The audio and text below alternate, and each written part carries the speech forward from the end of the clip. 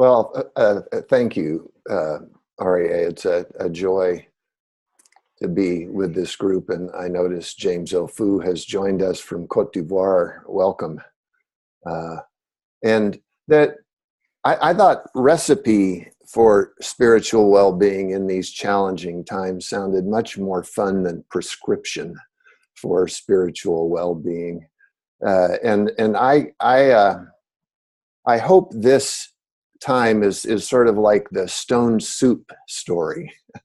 We all have wisdoms that are helping us navigate things right now. So hopefully I can put a bunch of water and a stone in a big urn, and the riches will come as we talk together. So that's a big part of it. And it's just undeniable that certainly for people in the US, these are tough times, really tough times. If you're anywhere to the left politically of probably far right, these are tough times. People are seeing values that they thought were solid, rock solid, being crumbled in some ways. Forget policies. So how do we navigate that? And I feel compelled to say that what we're experiencing, I think, has the capacity, the potential to help us open our hearts more fully to what people in other parts of the world have lived with their whole lives. So it may be shocking to us, and in some ways shocking to people in other parts of the world to see the US go through this. But it has the potential, if we choose to interact with what's being presented in the best possible ways, to create its own path for transformation. So we were talking about resistance versus positive engagement. Mm-hmm. When is there a time for resistance? Is there a time for positive engagement? How do you know when to sort of lean one way or lean the other way? In the early days after the election, and by the way, I was in Sierra Leone during the election and learned the news standing out in rural Sierra Leone with a very scratchy connection to the internet, and just had little dribs and drabs of news that coming back, what I felt most strongly was, well, two things. One, what resistance is called for, and number two, what bridges need to be built. I framed for myself and offered to some other folks that I thought there was a three-part curriculum for us that had analogies with physical fitness. In physical fitness, if you're working with someone to help you stay fit, they help you strengthen your core. They help you be flexible, and they help you have endurance. So I start with asking, what is my core and how do I strengthen that? Because without my core, nothing I do is ultimately going to serve well, I don't believe. So for me, that says I need to bring into myself things that inspire me, things that strengthen my sense of humanity. Len, I loved your notion that we can, in those mystical experiences, not just have an intellectual notion that we are all one. We can experience that unity. So for me, it's seeking out engagements like this, where that's part of the ground of being. It's also being careful what I expose myself to. I've dived back into this book I've read several times over the years, Old Path, White Clouds, subtitled Walking in the Footsteps of the Buddha. It's by the great Vietnamese Buddhist monk Thich Nhat Hanh. And it is a lovely recounting of the Buddha's life and teaching in a narrative way that is so accessible and will allow you to enter it pretty much at any level. So taking care to bring into myself things that can help me strengthen my core, help me see better, help me be inspired. They talk about moments of conflict in there. How do you deal with conflict? The other part is being careful what I don't bring too much of into myself. I recently took a 2-week news fast. And my goodness, I felt great for 2 weeks. I couldn't believe the difference. And the world's still here. It isn't marginally better or worse, I don't think, because I tuned out for 2 weeks. But whether you take a full news fast or just say, I'm only going to eat 1 meal a day, whatever it is, pay attention. It was important for me to pay attention what that was doing to me and my capacity to feel positive and hopeful. A couple of other things. One connected to Old Path, White Cloud, which may be why that was something I was drawn to, is that I think this is a time, I talked about compassion as something I feel we're called to cultivate. I think the other piece is humility. It's a time to cultivate humility and compassion so we can listen deeply and well and act from that kind of foundation than a foundation of the kind of assurance and arrogance in a belief that we have the truth that I think creates a lot of the problems we face. We need to claim the truths we have. I think we need to make space for truths we can't imagine, which doesn't mean we will ever agree with some other's truth, but we need to hear it, I believe.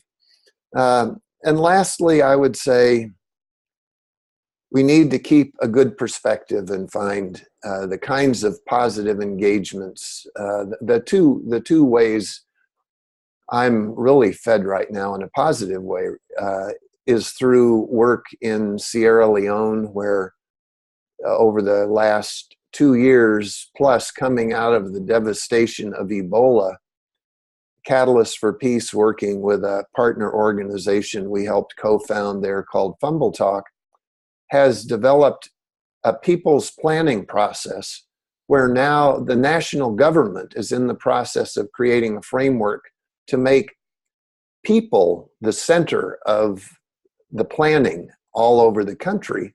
And if aid organizations want to help support something in Sierra Leone, they will help support what the people are asking for, not what the project they might have in their back pocket.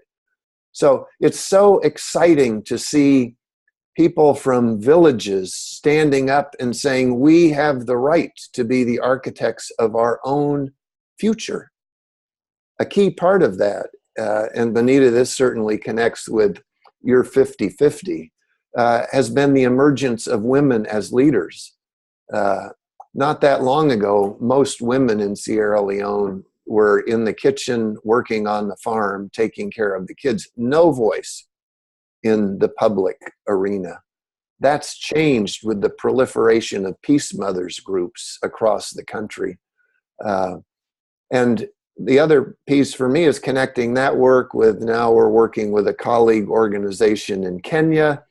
In early January, we'll be holding a retreat for women peace builders from Sierra Leone, Kenya, Ethiopia, Uganda, Zimbabwe, and a couple from the US. I will likely be the only man in the group of almost 50. So if we're moving toward 50-50, how many times has it been 49 men and one woman, or 50 men and no women? I happen to feel we need to push the pendulum back the other direction, not just to include women, but to create spaces that are normed by women. and invite the men to come abide in women-normed spaces rather than forcing everyone to abide in what have been predominantly male-normed spaces. Well, this brings me actually to the third question I want to ask you. And I think maybe after this, we'll open it up for any of you who have additional questions for Charles. So, Charles, you said to me when we were talking a couple of days ago that you feel that in order for the world to move forward from here into the trouble we're in, into a space of healing and recreating a positive world for all people, that we need to swing towards women's leadership, and that women's leadership is essential for that. And I want to ask you, say more about that and why. Well, I think you're giving me credit for more moderation than I have. I don't think I said swing toward women's leadership. My image is that guys like me need to move out of the front row and empty the seats in the front row and invite women to move into the front row and do what we can to be supportive of their emerging leadership.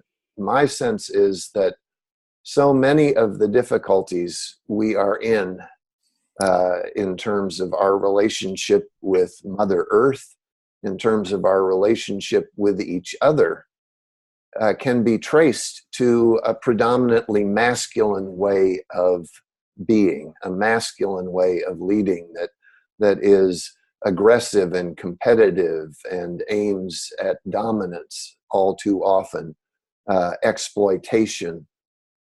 I think we need to shift, radically toward the feminine values of cooperation, inclusion, caregiving, nurturance. Those qualities exist in women and in men. It's not that men don't have them. It's that men haven't, for the most part, been invited or forced to cultivate them. So rather than letting men lead the way toward incorporating feminine values in our shared life, I'd like to see women leading the way. And I would invite all men everywhere to ask what we can do, what can I do to help create space at the front of the line for women to lead. Great. Thank you. Okay, we've charted out some big areas here in big spaces, and I want to invite any of you with questions for Charles at this point to let us know, and we'll go for it. We'll take about 15, 20 more minutes for this part. Libby. Charles, you talked about developing compassion and humility. And I wonder if you have your own practice of how do we develop those things? Is there a process? How do we sustain it? It's easy to say, I want to be humble, I want to have compassion, but how do I really make it become center in my life so that it's second nature and a part of who I am? Oh, great question, Libby. I'd say one thing we could all do is go see a movie that Debbie, my wife, and I just went and saw yesterday, Wonder, which really will call for deep compassion and I think the cultivation of a sense of humility. I feel fundamentally both compassion and humility come from being willing to, in a sense, put ourselves on mute sometimes and really listen carefully to other people. Really listen, not listen to hear what we want to hear or what will support our worldview, not listen so we can come back and create an alternative perspective that will prove that we're right and the other person isn't. But listen, as one of URI's principles said, Listen with respect to deepen mutual understanding and trust. Doing our best really to try to put ourselves as fully as we are able into the space someone else occupies, and particularly people who are on the surface radically different from ourselves, who have radically different lives, radically different ways of seeing the world. Well, I'll give maybe another example. When we had a gathering in Sierra Leone, when I was there for election day, that was an opportunity for people from 3 committees from 3 different districts to learn together, to share their experiences. And we invited people who are used to being the keynote speakers at conferences to come as listener learners. Don't come with your talk. Don't come with all your wisdom to give to people. Be prepared to find wisdom in places you don't expect to find it, and listen. Those people, the listener learners, listened for 3 days. And it was marvelous to behold, quite frankly. And at the end of 3 days, the person who was chairing that session asked them, "What did you learn?" One man who was the head of UN's New Deal program for much of Africa and part of Europe said, "What I learned here is that what we all talk about doing, but don't really do, is happening here. And by taking the time to listen, I learned that it really can happen, and I learned a little bit about what it takes to make it happen." So being willing to listen deeply, to accept, again, to go back to your point, Len, that we all start out from a stance that we're one humanity. We come from one source. So let's claim that commonality, that being of one community, and then really invite exploration of each other to see what the marvelous, challenging, sometimes stupefying, sometimes overwhelming, often inspiring diversity that we have can teach us about ourselves and about how to work together to make the world a better place. Thank you, Charles. And thank you, Libby, for your question. See, we have a couple new friends join us, our friends Rabbi Victor Gross and Rabbi Nadia Gross.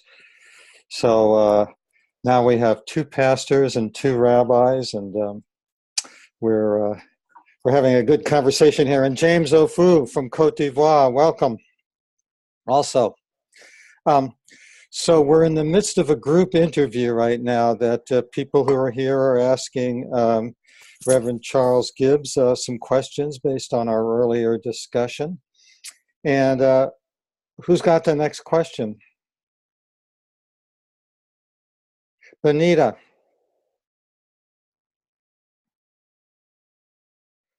Okay. There you go. Yeah. Oh, wait, there I go.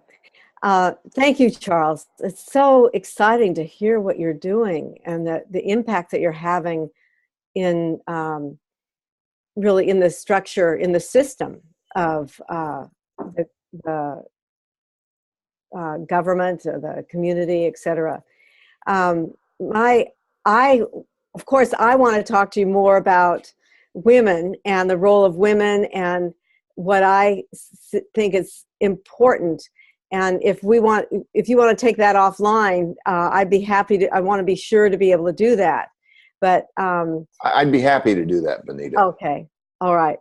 But I do want to say that you're encouraging opening up the space for women to create the what is it, the word that you used for it? I think I used woman-normed spaces. Normed spaces. Women-normed spaces. I like that a lot. I just want to remind you, in my experience, that often women think the way they think is common sense. and they don't even know how to articulate it. So the more you can help them articulate that, I have also found that it creates more empathy and therefore more openness for listening with the people who are, for whom those are not norms, by really being able to articulate them. And I think that you're well on your way to be able to do that. But how are the men receiving this? How are you engaging? I mean, I can tell that you're asking them to come and listen, but what is the way that you're actually engaging the men to participate? Well, thank you for both the question and the invitation to carry on the conversation, because I'd love to, when there's time, learn more about what you're doing as well. In Sierra Leone, early on in the post-Civil War recovery, as efforts for healing and reconciliation were taken to the village level and things began to move forward in a positive way, the one big gap that was identified was that there was no space for women's leadership. So the Peace Mothers in Sierra Leone grew out of that. And they did a magnificent job, continue to do a magnificent job in all kinds of ways, helping to bring the community together and promote healing, reconciliation, and development. I think the stance of men was on a continuum from no to yay, and that probably continues to exist, but the population moves along that continuum as experience provides openings.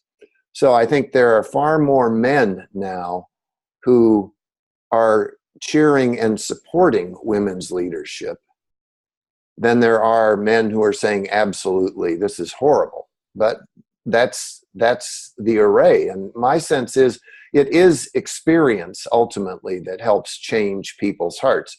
Legislation is sometimes necessary to create the conditions for experience, but it's the experience.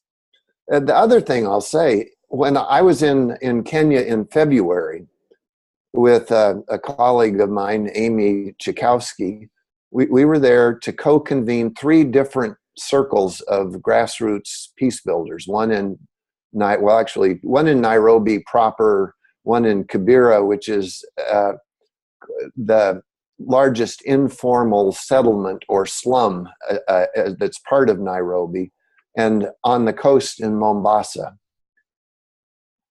Those 3 circles together met a total of about 12 hours. I was involved in them for a total of about 90 minutes, maybe a half an hour in each one.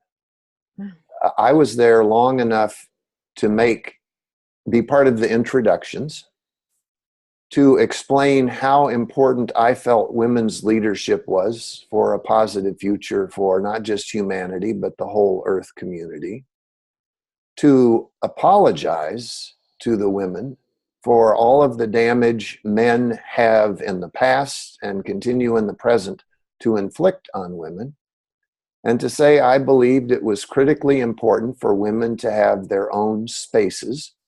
And so I was leaving. Wow. I would be outside holding what they were doing in prayer, but it was their space. In the first meeting, while that was going on, I met with a group of male staff members of our partner organization. They invited the conversation, how can men help support women's leadership? And we had a really good conversation about that. In the other 2, there wasn't a similar thing. One, I got a tour through Kibera that was just both shattering and inspiring, and one of those events that changes your life in ways that you will spend the rest of your life trying to understand. But going back in January, it's an open question how much I will be part of and how much I won't, because I really do feel, as I said, that women need their space and I trust they'll invite me in when they would like me, and I have no problem not being present. Right now, I feel personally my energy and leadership is best used helping to create spaces like that for women. I don't feel a huge calling to convene spaces for men at this point. I recognize how critically important that is. I don't feel personally that's part of what I'm called to right now, but that could change tomorrow. Wow, that's great. It could change in a conversation that you and I have. There you go. Well, thank you, Benita, for that question, and thank Thank you, Charles. I think we've got time for one more question for Charles before we're going to switch, and Charles is going to ask a question of us. Anybody want to ask? Okay, I see you there, Terry. Go for it. Well, I resonated with your first comment about the struggles here in America that we're having, and struggling with understanding and dealing and under just what we're going through. One of the things Len and Libby and Bob and I were talking about last night is the positive side of all of this is the light that's being shown on the darkness. Yeah. And it is becoming transparent and open to all of us to see. And the other thing that I think is coming out of that, and what you talked about, is people-centered process and government and institutions, that we possibly, this could be the opportunity for that to really come to the foreground. So could you talk more about people-centered process? And you've talked a little bit about it in terms of circles and things like that, but maybe expand more. By the way, I can't help commenting, Terry, that as you were talking about light shining, there's been light shining on your face. Oh, there it is. Yeah. There we go. Good old California sun. Yeah. Okay, go ahead, Charles.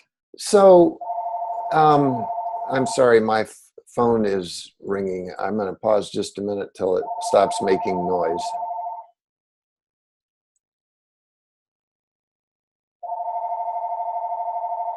That should be it.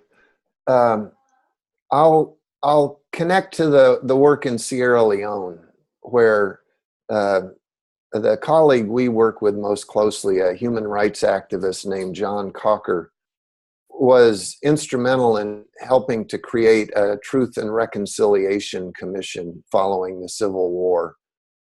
He said, though, it really shouldn't follow the established model of bringing eminent people into a center in Freetown and having people then come and testify.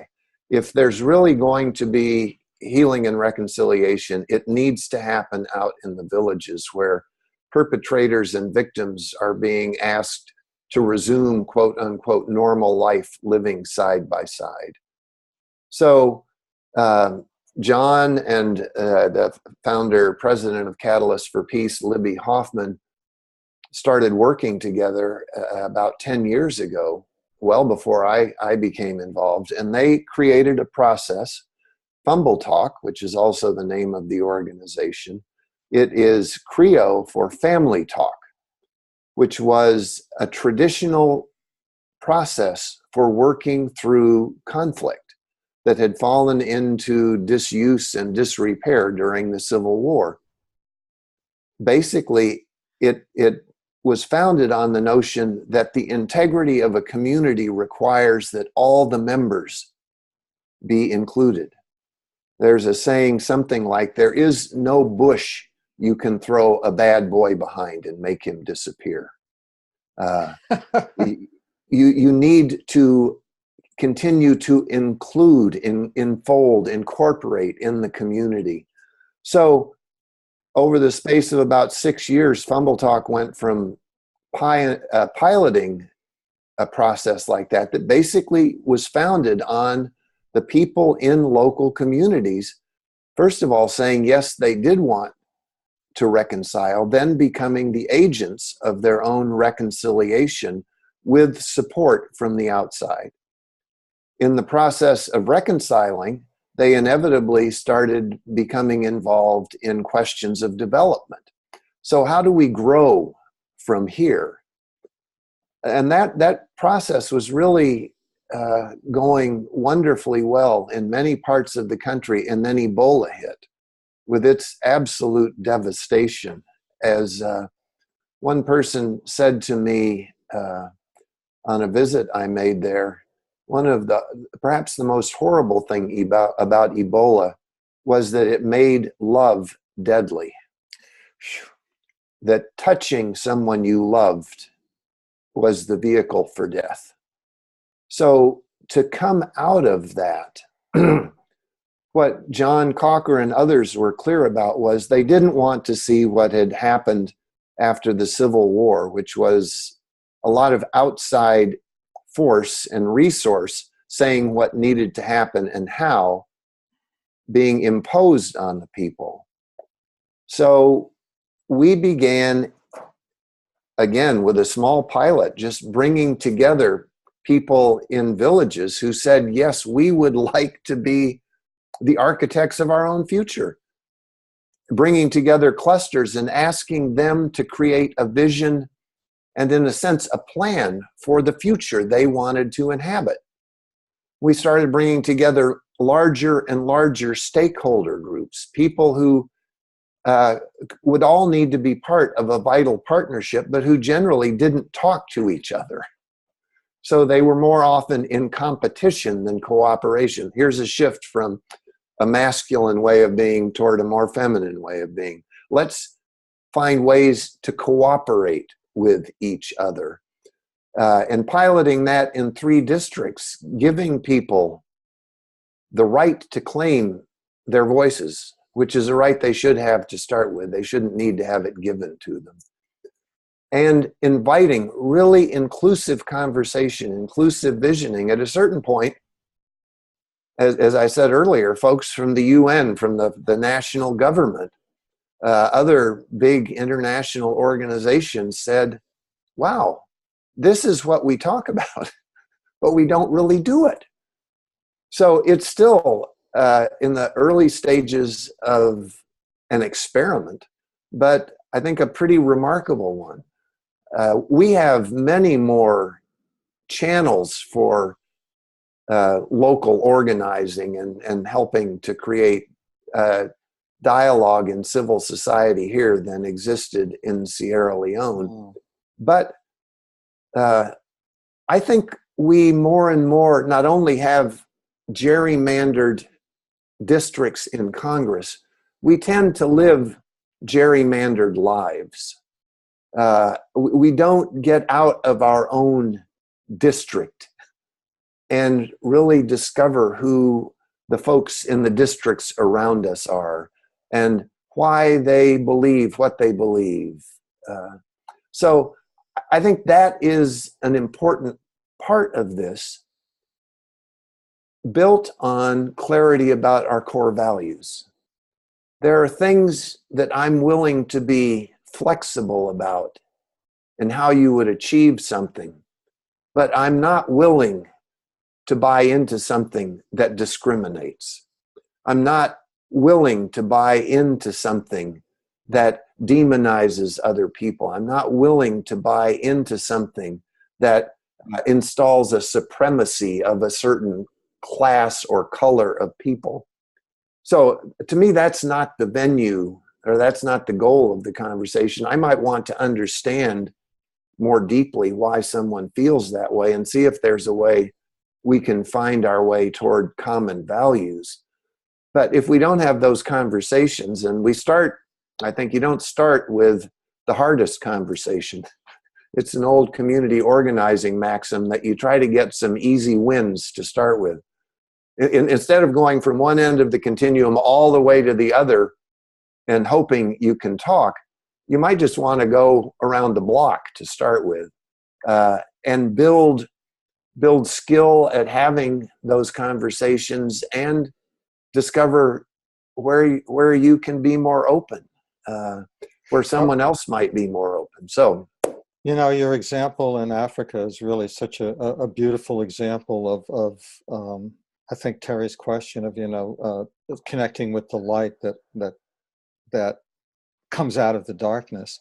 I just want to ask you a simple thing. You talk about Fumbo Talk. How do you spell Fumbo? it's Fambul. Oh, there it is. Okay, And Fambultok. and it translates family talk. Uh-huh. And that what Lynn is holding up is there is actually a feature-length video that was made in the early years of the work, and also a beautiful, beautiful book. If you go to the Catalyst for Peace website, you can see a brief video about the Peace Mothers, and also get connected to the Fumble Talk website. Thank you, Len. Why am I not surprised that you have that close at hand?